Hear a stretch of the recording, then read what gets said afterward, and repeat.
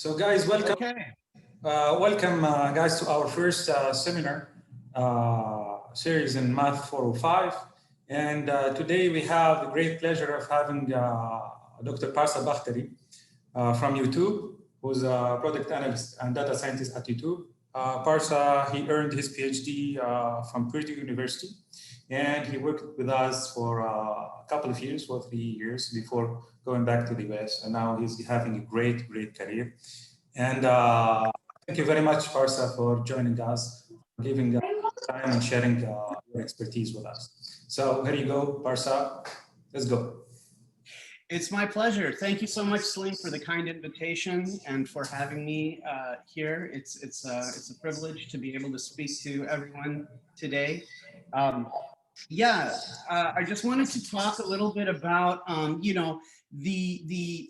the kinds of problems that folks typically deal with, particularly in the tech space where we have an overabundance of data. Like literally enormous volumes and billions of rows of data coming in every year. It's literally every day. It's a little bit different from the data science that you'll see in, let's say, bioinformatics or signal processing or, academia, simply because of just the massive volume of data and the massive user base. So we tend to be a bit more practical and a little more rough around the edges when it comes to our modeling, but it's typically because the demand is very high and the data is extremely voluminous. So before I get started, just a little bit about me. I studied originally algebraic geometry, which is very far away from data science at Purdue. And I was lucky enough to do my postdoc for 3 years at KFU PM. After that, I initially joined a startup at Zynga Chicago. Back then it was called Spooky Cool Labs, and it was a startup which did Facebook games. And that's sort of where I learned the business of analytics around the tech space and game space. I stayed within games and worked as a game mathematician at Pratt in Las Vegas. And that's when I was recruited by Facebook to originally work on Facebook games and their gaming platform. And I had a wonderful 4.5 years at Facebook. And I switched over to video about half my way through my time at Facebook. And that's when I sort of fell in love with video. And so I'm trying to not bias too much of this talk around the video space, but I'm very passionate about video. And after 2 years in video at Facebook, I decided to pursue video full time and joined YouTube, where I've been working for the past 2 years and change studying video analytics. But for the purposes of this talk, I wanted to pull about 3 problems, one from each of these major companies I worked at, Zynga Chicago, Facebook, and YouTube. And I wanted to tell the folks here what the problems were when I was asked, and how we can actually think about those problems and break them down in a way that can be answered with data, and also touch upon some mathematical concepts around machine learning. So hopefully that would kind of illuminate what our day-to-day looks like, because no one ever comes to us at a company like Facebook and YouTube and says, I want you to build a gradient boosted trees model to do this particular recommendation for these people. That never happens. People always come to you and give you very vague questions and very vague demands. So it's often your responsibility to turn these vague questions into concrete ones that you can then answer with math and data. And I think that's kind of the overriding theme of this talk. Before I go into the actual problems, I just wanted to give you a feel for, what working at a place like Facebook or YouTube is like. Since everyone is familiar with the products, but perhaps less familiar with the corporate structure. You have your CEO, And there's a chain of executives, and you go down to a vice president or director of a product area, and then your core team will be a product manager, which is sort of the person who oversees everything, but isn't necessarily in charge of everything, just oversees and connects everyone and sort of sets the vision of the product forward. You have your engineers, software engineers, at least within the confines of the tech space, typically someone who works on iOS and Apple products, someone who works on Android products, and oftentimes you have someone who works on web or back-end server side. You have a designer most of the time, someone who literally designs features and products, UX researcher who researches the user experience, and a content strategist who figures out the language behind products. And of course, you have your product analyst and data scientist. We are often the voice of the user in a sense that we will tell people what users are actually doing with data. On top of that, we have some cross-functional partners and various different parts of the company. And as a product analyst or data scientist, you'll learn to work with all of these folks. So interpersonal relationships becomes important, and you're not just hiding in a corner building models all day. There's a lot of communication, a lot of managing stakeholders is like the catchphrase they like to use a lot of the time. So these are things to keep in mind. You're not just out there model building, you're working with people. So that being said, let's dive into some problems. The very first problem that I wanted to discuss was how can you tell? So by the way, this is a summary of the three problems I'd like to discuss over the course of the next time we have. The first one was when I was working at specifically a game company, and the game was an online slot machine. So there was no gambling involved. It was just for entertainment purposes. So people would come online, they would get a certain amount of free chips, and then they would play those free chips. And then when they ran out, if they wanted to keep playing, they would have to purchase virtual chips and then play with those. The big question that folks had was, how can we identify payers? And that was the question. How can we tell if someone that is playing our game is a potential spender? That is our first question that we're going to try to tackle. The second question was, I did work for a while on Facebook comments. As I'm sure you're familiar with, many social media has comments as a core structure. Twitter has replies, Facebook has comments, YouTube has comments. So there was a big problem in the early 2010s. How do we get people to write better comments? A lot of the comments were, not very good. So that becomes another type of analytical question around data science and machine learning. And it comes originally phrased as a very vague and broad sentence and question. And the third one was, how do we detect data throttling at YouTube? So when carriers send data across, sometimes they purposely slow the speed, and we needed to figure out how we can detect this. So we know which carriers are throttling us, and we can negotiate and come up with alternate solutions than purposely slowing down data. So these are the questions I'd like to tackle in each setting, how to break it down, how to discuss it, and then ultimately what models and what mathematics and statistics we'll use to try to answer these. So the first situation was finding potential spenders in a casino slots game. If you're familiar with mobile gaming, you will know that very few people actually spend money on mobile games. Less than 1% of people who play mobile games will ever spend any money on it. And so as a result, when you train a machine learned model to try to predict who a payer is, there isn't enough signal. The signal isn't strong enough to accurately pick out the payers. Things like social signals, such as gifting or having friends that play, don't really correlate to spending. demographics kind of a little bit. Maybe if you're female and age 45 to 54, you might have a slightly higher proclivity of spending. But frankly, most of these features don't really help you predict who is going to pay in a game. And so this is why it becomes important, if you ever do pursue data science and industry, to have a good product sense, a good feel for what behaviors people make in a game or in an app or in a particular environment will correlate highly to the behavior that you're looking for that is much rarer. So one of the cool things about working in this space was that we used our product intuition to look for core signals that someone might be paying. One of the most important signals in this case was when people are given a free set of chips and they're playing these chips over and over again, as they begin to run out of money, if they lower their bet.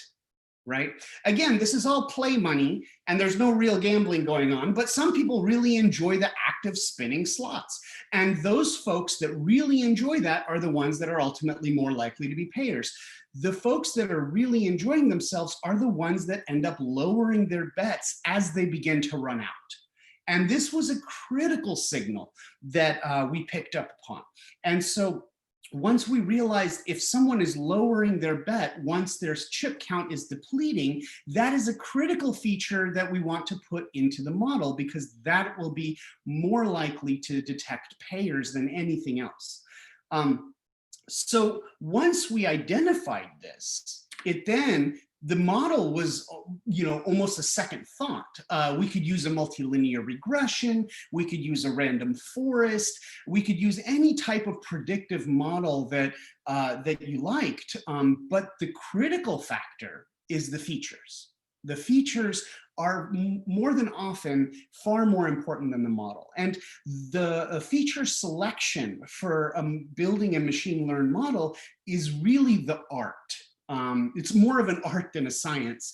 And some folks have different philosophical approaches. Some folks believe you should just throw in as many features as you can and the model will naturally pull out the most relevant ones.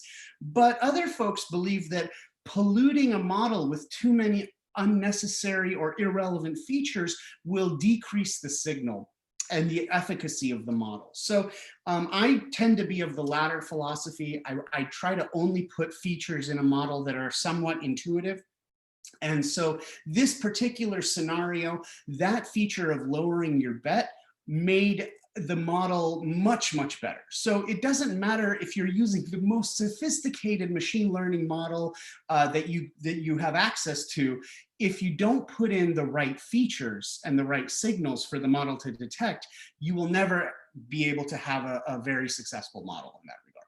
So this was the first kind of analytical scenario where product intuition and product sense become critical rather than simply being aware of multiple models and the mathematics behind them.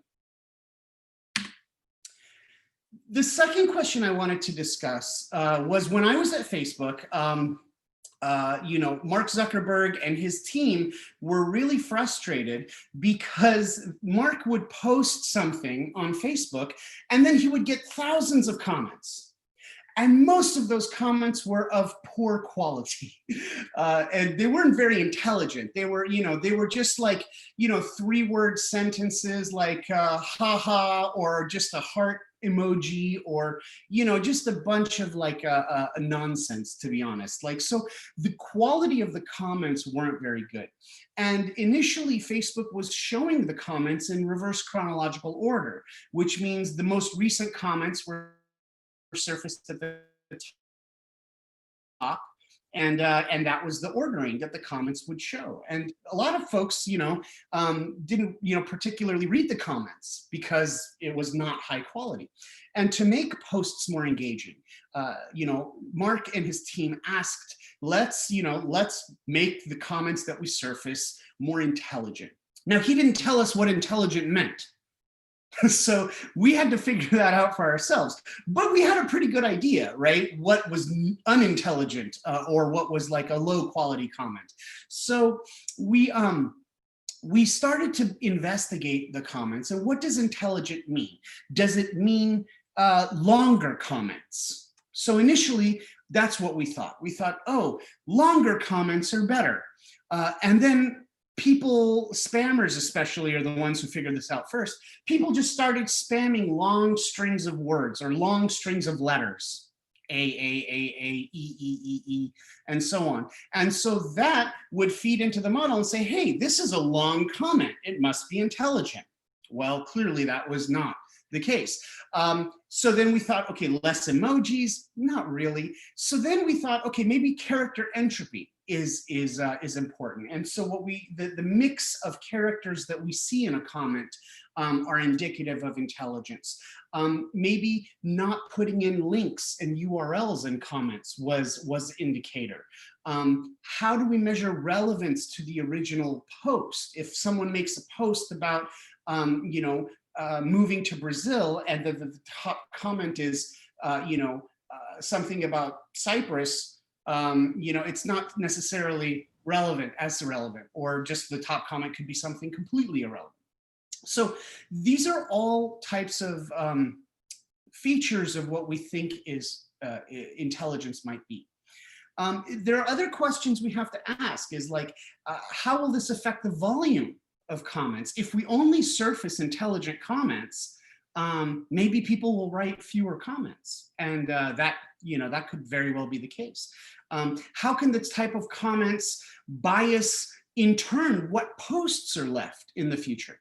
There's an entire ecosystem of posting and commenting that you have to take into account when you're building such a model.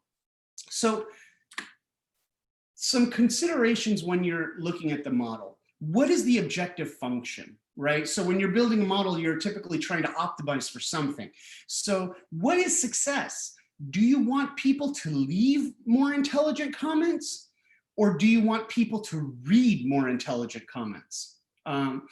If we just move smarter comments to the top, what feedback are we getting that we're doing the right thing, right? So typically, if we do want people to read more intelligent comments, how do we measure this, right? In the end, we actually implemented logging, which tracked how long people were staring at comments on their screen, and that was time spent reading comments, and that was ultimately the metric that we optimized on. We wanted people to be reading comments, not necessarily just having them exist at the top. The current industry standard for typical recommendation and ranking algorithms is the gradient boosted trees model, which you may have heard about in your classes. It's a multi-parameter model, which basically uses types of like decision trees or boosted trees, and it's been pretty successful. Although lately, folks with more resources, the bigger tech companies, are moving more towards like neural net models and kind of like this neural net framework, which has pluses and minuses. The good thing about a boosted trees model is you can control the parameters and you have a good idea of why things happen when you tweak a parameter.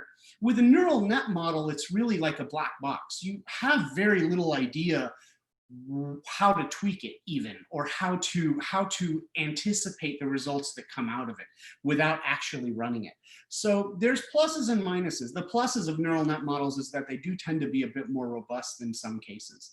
So things to keep in mind regarding the comment model. But just to give you a visualization, this is the before and after of our model implementation.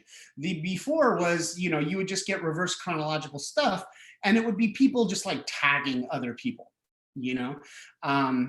and like it was not really valuable commenting. On the other hand, once we included what we called most relevant, which was the comments surfaced by our model, you would get these long, thoughtful, personally relevant comments that would, attract a lot more reading, a lot more engagement, replies, conversationalism. And so you can see the vast difference in the pre and post model situations. Okay, and this is kind of what you want. Afterwards, Mark was very happy with the comments that we were surfacing at the very top, and it's because we looked at things like comment time spent, we looked at character entropy, and the funniest thing to keep in mind is that the spam comments evolve with the model. So as our model became more sophisticated and surfaced more complex and interesting and relevant comments, so would the spam stuff. You would get these amazing spam comments where someone would post, let's say, an article about, a movie. And then the comment would be like, this movie scene reminded me of a time when my daughter and I went to the theater and saw this movie for the first time. It was a phenomenal bonding experience, and we were closer ever since. And if you want to watch free pirated movies, go to www.piratedmovies.com. And so we were amazed. The spam comments were becoming observant of the model and realizing core things like relevance, character entropy, meaningfulness, value, and mimicking top comments and then adding a link to wherever the spam site was.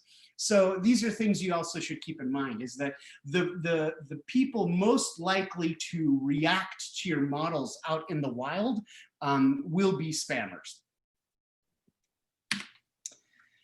And the final example I wanted to mention, it was my very first project when I worked at YouTube. So after I left Facebook and moved to YouTube in summer of 2018, the very first project I got was a mysterious one. Back at that time, there was a story of Verizon throttling firefighters' network connections because they exceeded their limits. And throttling is something that mobile network carriers do. I believe Zain in Bahrain and in the Gulf Arab countries was doing some throttling. Sometimes Mobily does it. But basically in the US, there's also AT&T and Verizon that throttles. Basically, there's two kinds of throttling. One is when you exceed your data limit. So suppose you have a data plan, it gives you, a couple gigs a month. And if you exceed that data limit, then the carrier will smash down your speed into like basically a very slow speed, something like 164 kbps. So it becomes like basically impossible to do almost anything. And at that point, you either need to purchase more data or wait for your cycle to refresh. The other type of throttling, and this is the one we're more interested in, is throttling when you haven't run out of data. It's just a way for the carrier to control the speed of video playback. The reason is videos take a lot of data. When you try to play a YouTube video on your phone and you're not connected to Wi-Fi, it takes a lot of data to play those videos. Also, if you're viewing in 480p, it takes more data than 360p. So the resolution of the video matters. If you're trying to view in high definition, that takes up much more data than if you were trying to view in standard definition. So a lot of carriers love the marketing ploy of unlimited video streaming, but the only way they can afford to offer you unlimited video streaming is if they throttle your connection within a certain band. And so one of the things was we knew this was happening, we just couldn't detect it. How do we know which carriers are throttling YouTube and which ones don't? Well, that was the problem I was given when I first joined. And so this was a tough problem initially, but what we do know is that YouTube does track media byte transfer volumes and times. So we know how much data we're sending to people's phones, and we know how much time it takes. Well, rate is volume divided by time. So we know how fast your data connection is based on the YouTube data that we send to you. So what we can do, that speed, by the way, is called throughput. And what we can do is we can plot a histogram, a distribution of playbacks at various speeds. If there's a big peak in the data, that usually suggests throttling because there's an unusually large volume of playbacks that are happening at a specific speed. When that's the case, that's an indicator that the carrier is throttling at that point. So throttling corresponds to peaks, and throttling detection now becomes peak detection. And now we've been able to reduce a rather vague problem about carrier throttling into a very concrete problem about where are the peaks in a specific graph. For every mobile carrier, for Mobily, for Zain, for Verizon, for AT&T, we can draw a histogram of playbacks by speed. And whenever we see a peak, that's a throttling point. So we start to look at different peak detection algorithms. Now, sometimes you need real-time peak detection algorithms, like in signal processing, or sometimes bioinformatics requires real-time peak detection. But we didn't need real-time peak detection, we just needed historical. We could just look at yesterday's playbacks and look for throttling points. And so there's a lot of different approaches here, and some of the math behind this is quite interesting. There's wavelet-based methods of peak detection, momentum-based methods, which is kind of amusing. Imagine you have a graph and you want to know where the peaks are. You flip the graph upside down and you pretend you have a ball rolling along. And whenever the ball gets caught in a valley, that, when you flip it back upside down, corresponds to a peak. So this is a physics-based momentum method of detecting peaks. You can also look at moving averages, and when the moving average within a certain window is 1 to 1.5 to 2 times the standard deviation of the data, and that could indicate a peak. And there's also local regression smoothing and searching for local maxima, which is also a pretty robust method of peak detection. Now, it's not going to be perfect. You're not going to detect all the peaks. You might catch some peaks that weren't there, and you may miss peaks altogether. But when you have like 300 different carriers across the world, you can't just go through each graph every day and label the peaks by hand. So this was a situation where we built a really cool model, and we were able to detect throttling and conclusively, for the first time in the history of the company, say who is throttling YouTube, at what speeds, and what we can do to change that. And so that concludes the presentation portion of these analytical problems around payer prediction, comment ranking, and throttling detection. Salim, if you wanted to open the floor up for questions or comments, I'm more than happy to do that. Okay, thank you very much, Parsa. If the guys have any question, please go ahead and just unmute yourself and go ahead, ask your question.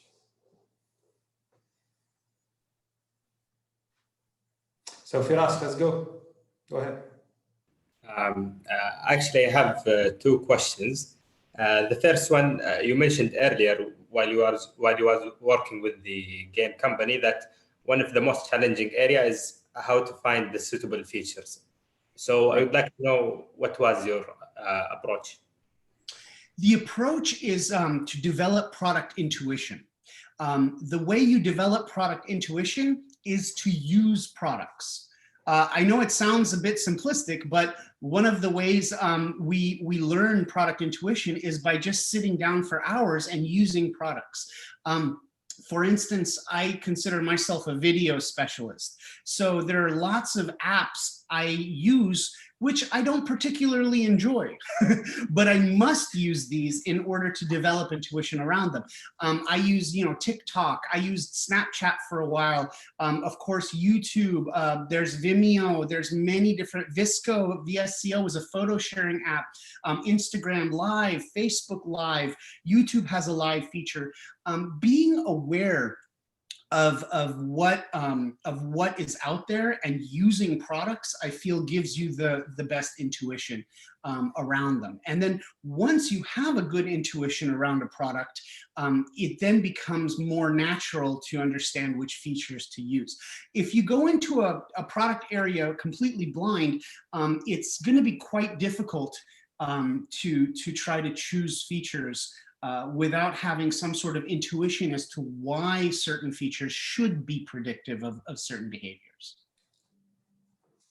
Okay, thank you. And for the second question, while you was working at YouTube and the how to find the intelligent comment, what was the type of learning for the model, and how did you improve it?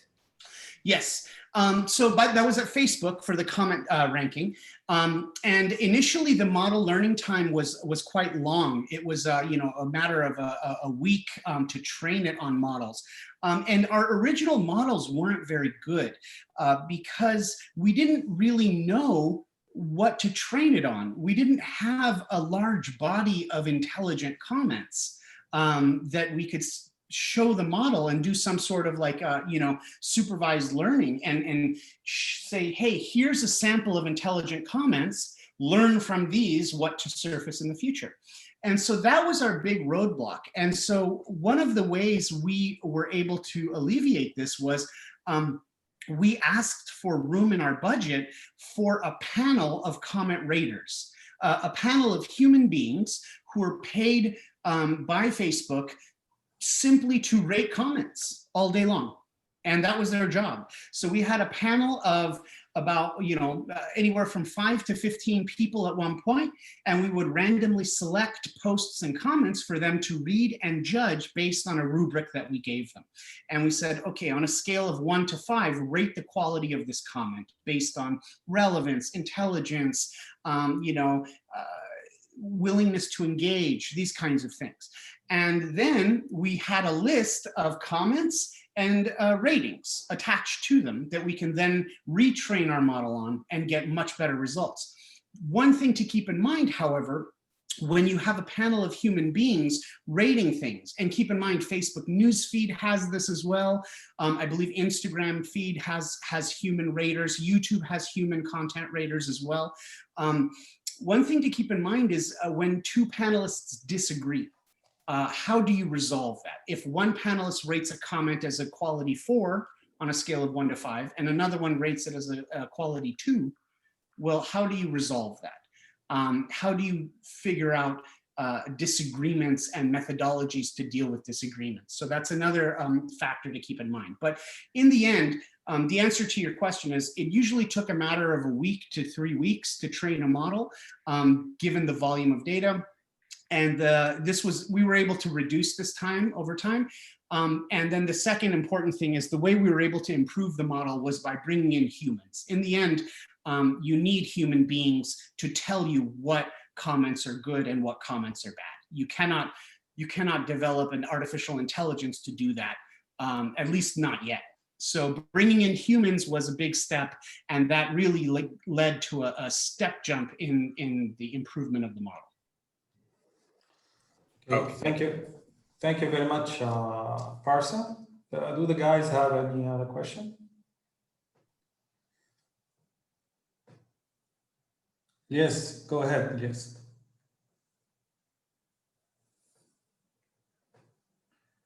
You can just unmute yourself, yes. Yeah, thank you, Slim.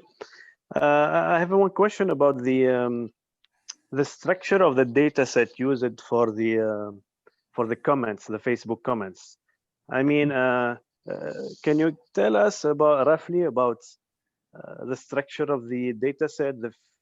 If you used features that you extracted from the posts and the comments, or like you feeded your models with pairs of post and comment with a label saying that, okay, this is a good pair.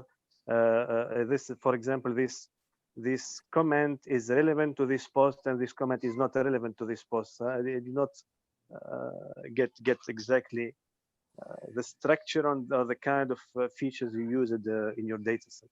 Sure. So the thing we put in the model will ultimately be some primary key like the comment ID, and then a list of columns associated to that comment, right? So those values are either continuous or discrete. They're either they're either some sort of continuous span, like a number between 0 and 1, or it's a categorical and it's a discrete value. So what we do is we take the comment, and there's some pre-processing that we do first. So anything that we don't need a human being to do, we can compute automatically. So the number of words in a comment, the number of characters in a comment, the number of emojis in a comment, the character entropy of the comment, any keywords in the comment that were also in the title of the post, how many replies the comment got, how many likes the comment got, whether the original poster of the post replied to the comment, and so on. So these are all things where you don't need a human being to rate it. So these are all discrete or categorical things. Then we also have classifiers, other models that we run on the thing, on the comments, such as sentiment. On a scale of 0 to 1, where 0 is very negative and 1 is very positive, what is the sentiment of the comment? Is it positive or is it negative? How political is the comment?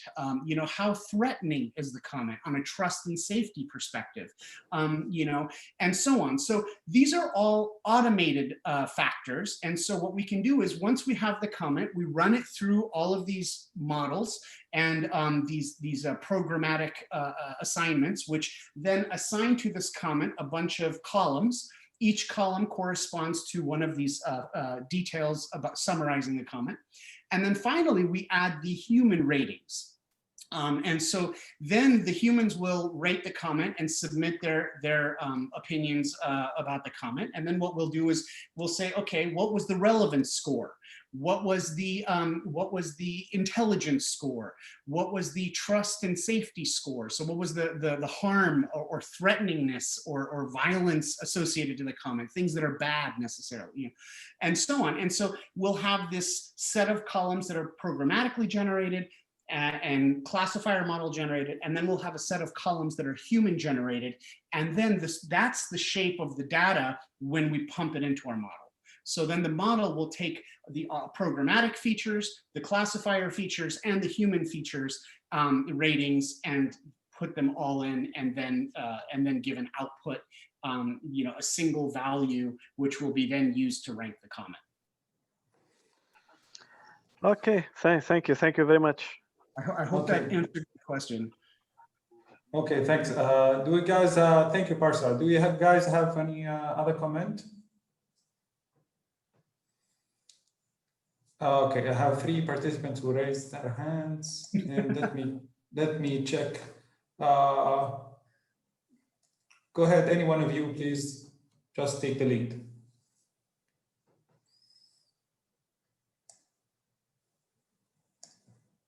Maybe I can stop presenting. Okay. Anyone who raised his hand, please go ahead. Just ask. Don't be shy.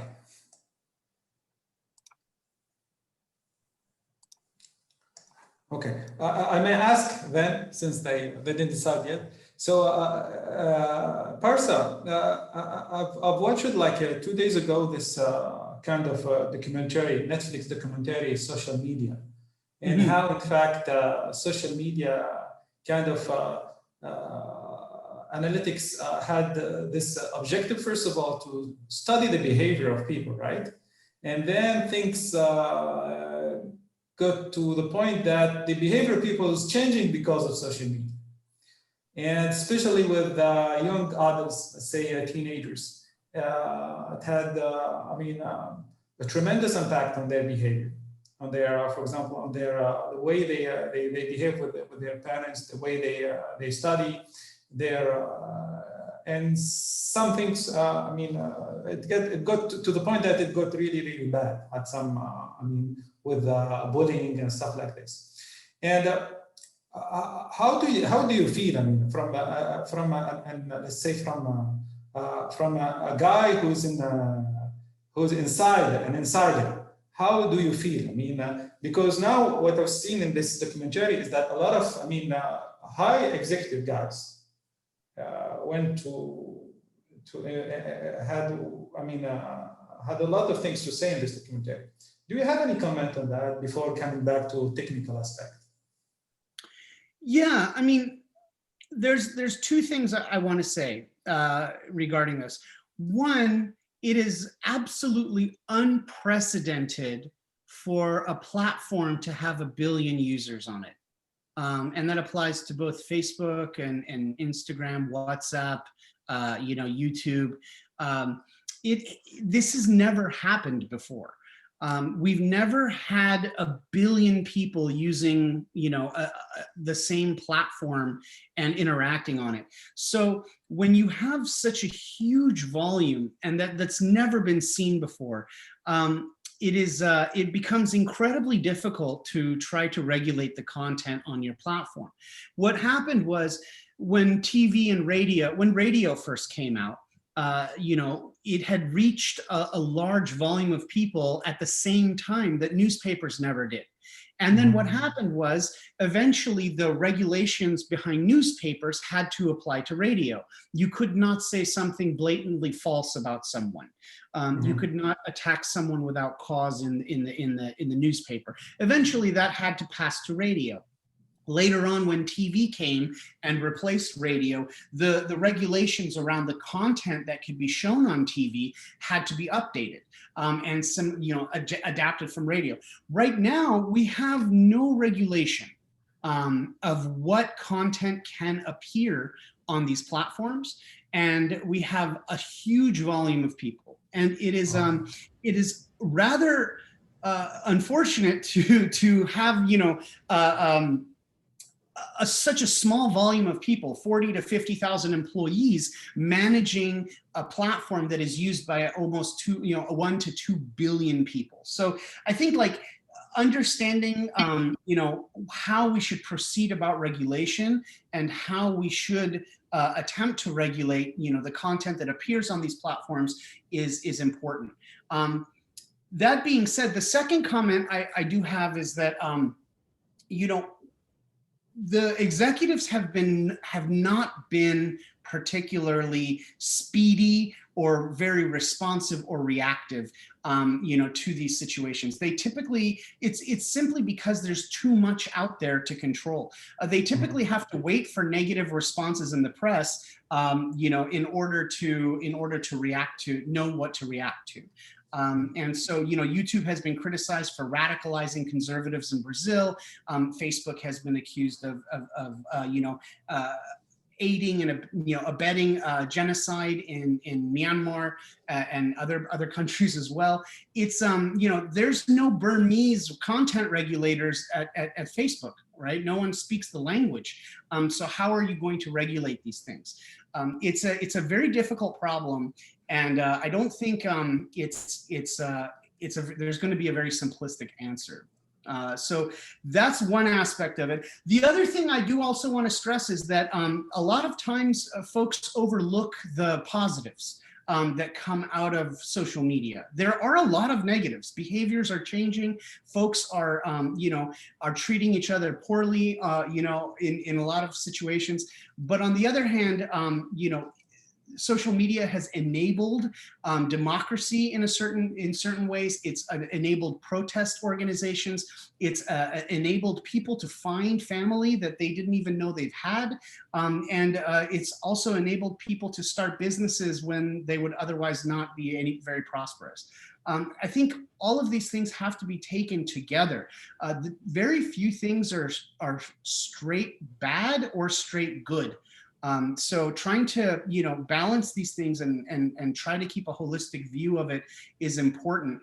That being said, social media companies and platforms have made a lot of mistakes, and it is difficult, I think, to defend some of their decisions or lack of action. So I think some companies are better than others in terms of self-regulation, but until we develop a cohesive plan of how we're going to regulate platforms that reach billions of people, we'll continue to see unfortunate instances which will ultimately change behavior. By the way, Netflix too has changed people's behaviors. With the release of content of an entire season of TV, it's made people binge and waste entire weekends just by sitting at home and going through every episode of a show, when traditionally you would get one episode a week. So, you know, even Netflix, who aired this documentary, is also guilty of changing human behavior for the worse. Exactly. Thank you very much for this very wise response, Parsa. Okay, any other last question? Let's take another question. Last question, guys. We don't want to keep Parsa on our way. It's a weekend there. And please go ahead, don't be shy. Last question. I see Thamer. Thamer is raising his hand. Hello. Hi, Go ahead. Yep. In Facebook, you said you have multiple models that you run them in the comments, see how threatening is the comment or how political is this comment. I want to know how you measure the effectiveness of these models, and through times, do you change the model or improve upon it? Yeah, so typically we have, you know, industry standard definitions of model effectiveness. We look at precision and recall. You know, what percentage of comments detected were actually, you know, negative, and what percentage of negative comments weren't detected. So, you know, you'll also see terminology like ROC curve, which is something that is a kind of standard as well. ROC curves are one other measure of model effectiveness. In the end, when you're a company that makes money or your currency is people's time, which in this case, the currency here is people's time, the effectiveness of the model is ultimately going to be judged by whether people are spending more time doing something. And this actually touches back on Salim's question as well. Is like, is it healthy necessarily to always increase the time people spend on these things? But for the most part, the objective function of these models is time spent on the app or time spent reading comments. So those are usually going to ultimately be the thumbs up or thumbs down on how good the model is. But specifically metrics pertaining to the model, like I said, precision, recall, and ROC curves are usually the standard ones of that. The improvements of the model typically come with human rating is, like I said, the big one. The bigger the panel of humans that you have to judge whether a comment fits a certain criteria, the better. And then also calibrating disagreements is a huge step. So we had a group of 5 to 7 people rating comments for a while, and our model improved, but it didn't improve like that much that we thought it would. And the reason is people were disagreeing with each other. So the first step was to remove any training data where people disagreed on. The second step was to understand why people disagreed on and to track disagreements as a metric as well. And we keep coaching the panelists to disagree less and to make the rubric more strict. And when we did that, we actually saw even more improvements in the model, because now people weren't disagreeing on whether a comment was threatening, whether a comment was intelligent, and so on, relevant, these kinds of things. Okay, thank you very much, Parsa, for your time. I can't thank you enough, honestly. I know it's weekend out there. I know this is it. I think it's Thanksgiving. Am I right? Or it was Halloween yesterday. Thanksgiving is in a couple of weeks. Yeah. Okay, Halloween. So I hope you had a lot of fun. Thanks you all guys for joining. Thanks again, Parsa. Hopefully, maybe soon we'll meet again. Till then. Have a very nice end of weekend and see you again. Assalamu alaikum. Thanks for having me, Salim. I appreciate it. It's been a pleasure, and I wish everyone a great success in their careers and their futures pertaining to data and data science. Thank you very much, Parsa. Thank you very much. Take care. Bye. Bye.